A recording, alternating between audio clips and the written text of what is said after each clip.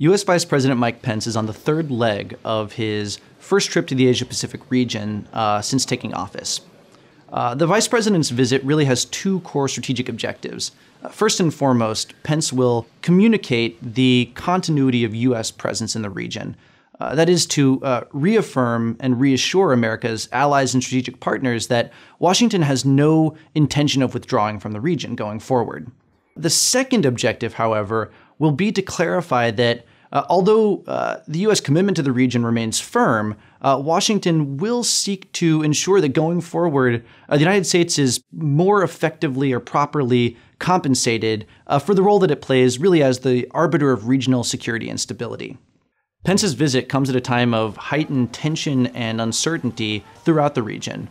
In part, this tension is the result of the recent course of events, and in particular, what's been taking place on the Korean Peninsula with regard to North Korea's nuclear weapons development program. That, combined with China's continued efforts to expand its maritime capabilities and reinforce its territorial claims in the region, has created an appetite among many of the U.S. traditional partners and allies for a stronger U.S. presence.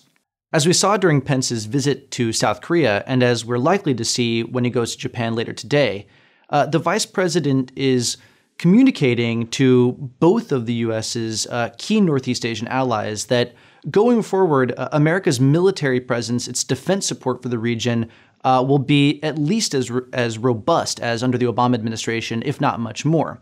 At the same time, Pence has made clear that along with that continued defense support, the U.S. does want to see both South Korea and Japan open to renegotiating sort of the core structure of their bilateral trade relationship. And in particular, Pence suggested that Washington would seek to reform the South Korea-U.S. free trade agreement.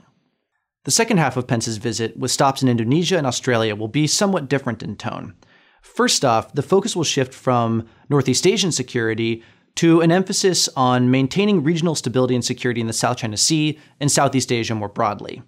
In Indonesia, where the U.S. sees a great deal of potential for much deeper security cooperation going forward, the vice president will seek to push Jakarta, which tends to be inward-focused, towards taking a more proactive regional role.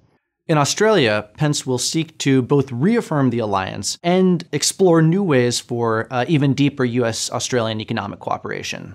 The bottom line with Pence's visit is that Asia today is a region undergoing profound transformations. These transformations are driven fundamentally by the rise of China, and in particular, China's efforts to translate its economic heft into growing military and diplomatic power throughout the region.